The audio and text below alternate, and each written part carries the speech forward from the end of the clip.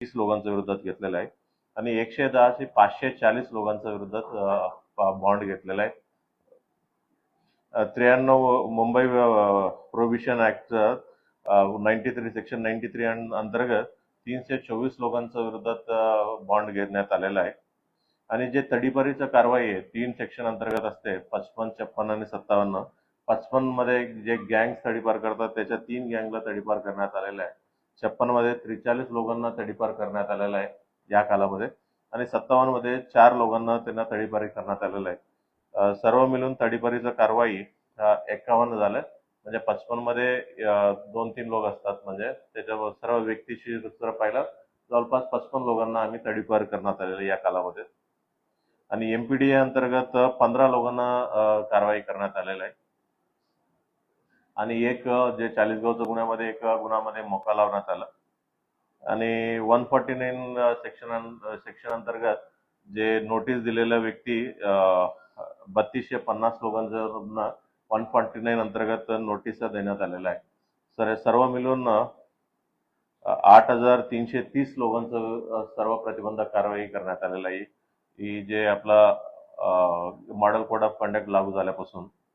आणि non bailable वॉरंटचं बजावणी झालेला संख्या आहे 2764 लोकांचं नॉन बेलेबल वॉरंटचं बजावणीचं झालेलं आहे. दारूबंदी केसेस ओव्हरऑल मध्ये 738 दारूबंदी केसेस करण्यात आल्या. आणि जे सर्व पद्धतीचं जे काही कारवाई झालं सीझर्स आहे त्याचं मी आकडे सांगताय. आर्म्स ऍक्ट 325 म्हणजे ज्यामध्ये पिस्टल आणि किंवा गावठी कट्टा सीज केलं त्याच्यामध्ये 5 केसेस करण्यात आला. आणि त्या 5 केसेसमध्ये 5 फायर आर्म्स आणि 4 काडतूस पकडण्यात आलेला आहे. 425 मध्ये ज्याच्यामध्ये तलवार या अशा गोष्टी असते ते 11 केसेस करण्यात आल्या होत्या. 11 केसेसमध्ये 12 तलवार, चाकू अशी वस्तू जप्त करण्यात आलं. दारूबंदीमध्ये मी केसेस किती झाले मी ऑलरेडी आपल्याला सांगितलेलं आहे 738. त्याचं सर्व मिळून किंमत 1,07,00,000 अंदाजे 1,07,00,000 किमती आहे दारूबंदीचा सर्व प्रकारचा. म्हणजे त्याच्यामध्ये देशी, विदेशी, गावठी, सडवा सर्व प्रकारचा आहे. गांजाचं 4 केसेस करण्यात आलेला आहे. 4 केसेसमध्ये 114 किलोचा गांजा जप्त करण्यात आला. त्याची किंमत आहे 10,77,000 अंदाजे. गुटखाच्या 14 केसेस करण्यात आल्या आणि त्याची किंमत आहे 1,79,00,000 अंदाज आहे. मौल्यवस्तू खास करून जे FST SST मध्ये कुठे गोल्ड वगैरे सापडल्या होत्या त्याच्यातला अंदाजे किंमत 20 लाख आहे. आणि एमडीचं एक 2 केसेस झालं होतं 82 लाखाचा अंदाजे किंमत आहे. असं सर्व प्रकारचं मिळून 4,02,00,000 रुपयाचा अंदाजे किंमत जप्त करण्यात आलेलं आहे आता आपला मॉडेल कोड ऑफ कंडक्ट लागू झाल्यापासून.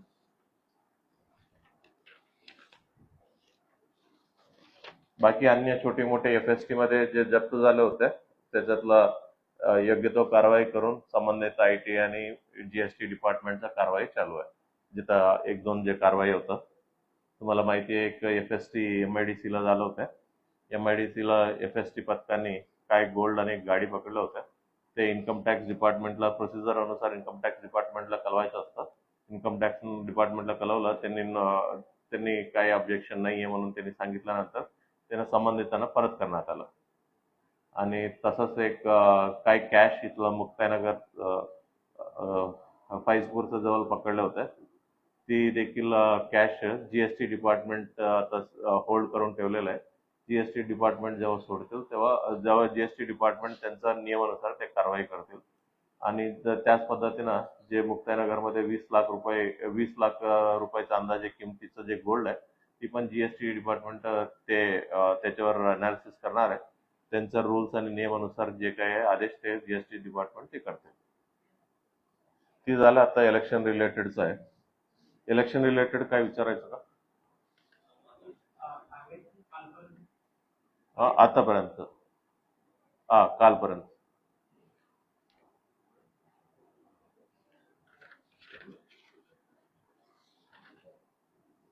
इलेक्शन रिलेटेड आणखी एक अपडेट द्यायचं होतं. म्हणजे एक आपल्याकडं एक BSFचं कंपनी आले आणि त्याच्यानंतर एक CSFचं कंपनी देखील आलेलं आहे आणि कर्नाटकाचं एक स्टेट आर्मड फोर्सचा एक कंपनी आलेला आहे आणि केरळाचं स्टेट आर्मड फोर्सचा 2 कंपनी आलेला आहे आता सध्या. अजूनही 1 किंवा 2 कंपनी आपल्याला येण्याची शक्यता आहे आणि जे काही कंपनी आलेलं आहे सर्व ठिकाणी आपला एरिया डॉमिनेशनचे एक्सरसाइज आणि अचानकपणे नाकाबंदीचे एक्सरसाइज, आणखी इलेक्शन रिलेटेडचं काम म्हणजे EVM मुवमेंट असेल त्याचे स्कॉटिंग अशी काम त्यांच्याकडनं करून घेण्यात येईल. आणि इलेक्शनच्या दिवशीसाठी आपलं डिमांड पुटअप झालंय. आपल्याला अंदाजे 2300 ते 2400 कर्मचारी आणि अंदाजे 3-1 हजार होमगार्ड आपल्याला सँक्शन होणार आहे. ते इलेक्शनच्या दिवशी आम्ही योग्य तो वापर होणार नियमानुसार.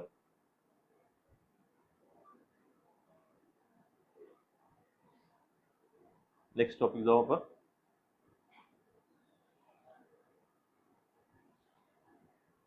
ठीक आहे.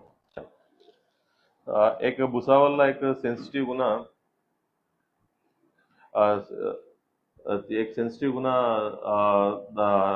दाखल झाला होते. 23 एप्रिल रोजी रात्री अंदाजे 1:30 ते 2 वाजता अंदाजे रात्री एक साकेगाव एरियामध्ये एका महिला तो एकटा आणि त्याच्यासोबत त्यांचा 8 महिन्याचा बाल झोपून होत्या. कोणतरी अनोळखी इस्माने त्याचा 8 महिन्याचा बालांना घेऊन गेला आणि नंतर तिथं आजूबाजूला शोध केल्यानंतर ते पोलीस स्टेशन भुसावळ तालुका पोलीस स्टेशनला तक्रार दिल्यानंतर ते दिवशी 363 आणि 451 कलम अंतर्गत गुन्हा दाखल केला होता. गुन्हा दाखल झाल्यानंतर आम्ही सर्व प्रकारचा तपास केला. LCBचं आपला SDPO भुसावळचा नेतृत्वाखाली तपास सुरू झाला होता. ते LCBच्या टीम, भुसावळ तालुका पोलीस स्टेशनचं टीम, बाजारपेठचं टीम, सर्व लोकांना आम्ही अलग अलग टीम बनवून तपास करायला सुरू केलं. काल त्याचं डिटेक्शन पूर्णपणे झालेलं आहे. विषय असा आहे म्हणजे काल डिटेक्शन जाऊन त्या मुलांना, जे 8 महिन्याच्या मुलांना आम्ही ताब्यात घेतलं आणि त्यांच्या आई वडिलांचा ताब्यात दिलेलं आहे आम्ही. मूल असं आहे की एक आपलं भुसावळमध्येच एक अनाथ आश्रम चालवते रीना कदम म्हणून एक महिला. त्या अनाथ आश्रमचं नाव आहे अलका जीवन स्पर्श, या अनाथ आश्रमचं नाव आहे. ही महिलांना त्या 4-5 महिन्यापूर्वी एक मुंबईतलं राहणाऱ्या महिला असंच काहीतरी कारणास्तव त्यांना भेट झाले होते आणि त्याला मुंबईतला राहणाऱ्या महिलाला मुलं नव्हतं. त्यांना विचारलं होतं मला अडॉप्टेशन करायचं आहे. अडॉप्शनसाठी म्हणजे कोणी मुलं, तुम्ही अनाथ आश्रम चालवते, कोणी मुलं असेल तर मुलं बाल असेल तर सांगा आणि असं कोणी आई वडील वगैरे त्यांची इच्छुक असेल तर आम्ही घ्यायला तयार आहे असं सांगितलं होतं. ती त्यांना मनात ठेवलं आणि त्यांना असं त्यांनी समोरच्यांना जर पैसा वगैरे काही लागत असेल तर आम्ही पैसा द्यायला देखील तयार आहे अशा मुंबईच्या महिला सांगितलं होतं. मग त्याच्या अनुषंगाने ही रीना कदम जे स्थानिक गुन्हेगारी प्रवृत्ती असलेले लोक आहेत म्हणजे त्यांना 1-2 माणसाला सांगितलं. ते 1-2 माणसांनी ह्या मुलांना त्यांच्या आई वडिलांना न सांगता रात्रीच्या वेळी त्यांच्या घरातून उचलून घेऊन गेलं आणि उचलून घेऊन गेल्यानंतर ह्या रीना कदम च्या हातात दिलं. की रीना कदम आणि त्यांच्या आणखी साथीदारांनी मुंबईपर्यंत त्यांना पोहोचून दिलं. त्यांना आतापर्यंत आमच्या तपासामध्ये 3,80,000 रुपयाचा पैशाचे व्यवहार झाला आणि जेव्हा ही सर्व चालू असताना त्यांना मुंबईपर्यंत पोहोचल्यानंतर 2-3 दिवसानंतर पोलिसांनी या गुन्ह्यामध्ये संबंधित झालेल्या लोकांना राऊंड अप करून पोलीस स्टेशनला विचारपूस ही सर्व प्रक्रिया चालू होत्या. त्यांना अंदाज असा लागला की आता पोलीस आपल्यापर्यंत पोहोचणार आहे. या भीतीपोटाने म्हणजे नाही आता त्यांचा आई वडिलांचा इच्छा नाही आहे म्हणून तिथं मुंबईला सांगून परत मुलांना इथं भुसावळला आणलं होतं आणि भुसावळला आणून म्हणजे ते इथलं अनाथ आश्रममध्ये ठेवलंय आणि त्याच टायमामध्ये आमचा सर्व तपास पण त्या दिशेनं चालू असताना आम्ही त्या अनाथ आश्रमाला छापा टाकला आणि तिथं 8 महिन्याचं बाल भेटलं आमचं आणि बालांना आम्ही ताब्यात घेतला. आतापर्यंत या गुन्ह्यामध्ये इन्व्हॉल्व्ह असलेल्या 5 लोकांना आम्ही अटक करण्यात आलेला आहे आणि एक पाहिजे आरोपी आहे आणि आणखी 2 आरोपी आहे ते विधी संघर्षक बाल आहेत, म्हणजे त्यांचा वय 18 पेक्षा कमी असल्यामुळे त्यांना अटक करण्यात आलेलं नाहीये. या गुन्ह्यामध्ये सहभाग असलेल्या दीपक परदेशीच्या विरोधात 2 घरफोडीचे गुन्हे आधीचे दाखल आहेत. अमित परिकर म्हणून एक आरोपी आहे, त्यांच्या विरोधात एक मर्डर आणि एक आर्म्स ऍक्टचा गुन्हा दाखल आहे जुने. एक जय ठाकूर म्हणून एक आरोपी आहे, त्याच्या विरोधात मर्डर, रॉबरी आणि अटेम्प्ट टू मर्डर अशा प्रकारचे जुन्या गुन्हे दाखल आहेत. आणि खास करून याच्या रीना कदम सोबत एका माणसासोबत मुंबईपर्यंत जाऊन आल्या होत्या आणि ह्याचं नाव आहे बालू इंगले. हा बालू इंगले आपला नंदुरबार जिल्ह्याचा वायरलेस डिपार्टमेंटमध्ये नंदुरबार पोलीसमध्ये वायरलेस डिपार्टमेंटमध्ये एक पोलीस कर्मचारी आहे. त्यांना देखील आम्ही अटक करण्यात आलेला आहे.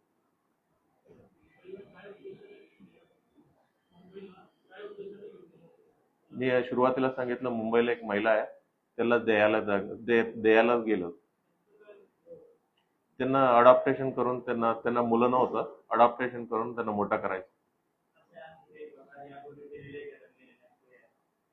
कोण विचारला तर अशा प्रकारचं कुठलंच म्हणजे तपासामध्ये तरी काही निष्पन्न नाही आलेलं आहे. म्हणजे आता त्यांना विचारपूस मध्ये एक 2016 मध्ये काहीतरी एका मुलांना दिलं असं त्यांचं इन्व्हेस्टिगेशन मध्ये सांगण्यात आलेलं आहे. आणि आणि आरोपींचं म्हणणं आहे की ते प्रोसिजर प्रमाणे केलेलं आहे, प्रोसिजर प्रमाणे जे गव्हर्नमेंटच्या रेग्युलेशन अनुसार केलं असं त्याचं आरोपींचं म्हणणं आहे. म्हणजे ते काय प्रोसिजर फॉलो केलं किंवा नाही, कुठे दिला, या विषयावरती देखील आम्ही तपास चालू आहे.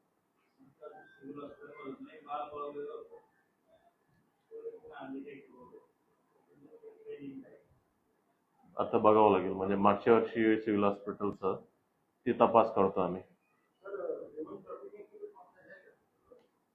ही सिंगल केस आहे, म्हणजे ही लोक म्हणजे ही आहेत, म्हणजे ह्याच्यापैकी ज्या आरोपींपैकी 3-4 लोकांच्या गुन्हेगारी प्रवृत्ती आहे. बट त्यांचा गुन्हेगारी प्रवृत्ती मर्डर 307 प्रकारचा आहे. अशी प्रकारचा गुन्हा ही सिंगल गुन्हा आहे. आणि आपल्याकडचं पण म्हणजे कुठला असं किडनॅपिंग, छोट्या मुलांना किडनॅपिंग झाल्यासारखं कुठलं रिपोर्टिंग देखील नाहीये.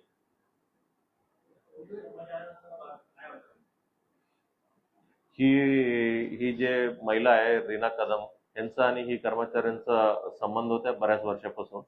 आणि इकडं ही मुलांना ही रीना कदमच्या हातात भेटल्यानंतर हा रीना कदम सोबत आणखी आणखी एक माणसासोबत मुंबईपर्यंत जाऊन त्या मुलांना तिथं त्या महिलांना हातात देऊन आलं.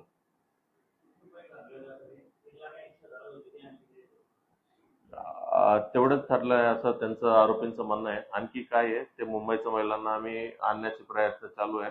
उद्यापर्यंत आणणं येणार आहे. काय ते ते ते तिन्ही ते मेन पिकअप करणारे लोक आहेत, दोघं हे तिघं. अलग अलग रोल आहेत सर्वांचा.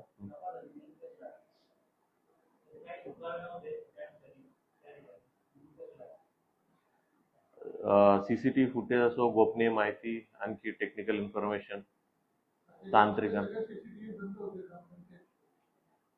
पोलीस इन्व्हेस्टिगेशन बद्दल प्रत्येक गोष्टी आम्ही सांगितलं. उद्या भेटणार नाही आम्हाला. साकेगावच्या आजूबाजूला हायवे आहे, हायवेकडे जाणारा जॉली पेट्रोल पंप आहे. जॉली पेट्रोल पंप आहे.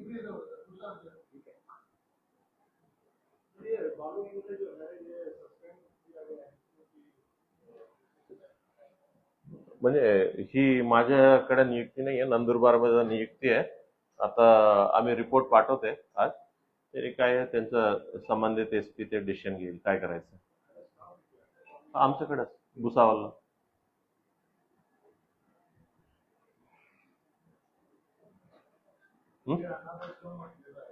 हा, 2022 मध्ये त्यांचं रजिस्ट्रेशन केलेलं आहे चॅरिटी कमिशनर कडनं. प्रथम नोंदणी 27 डिसेंबर 2022 मध्ये त्यांचं रजिस्ट्रेशन. आणि दुसरा नोंदणी पण आहे, सदस्य 7 सचिव सदस्य पण आहे. लिगली त्यांनी पूर्ण प्रोसिजर केलं. डेफिनेटली म्हणजे आता जे काही गुन्हा दाखल झाला त्याच्या संदर्भात चॅरिटी कमिशनरला आम्ही रिपोर्ट पाठवू.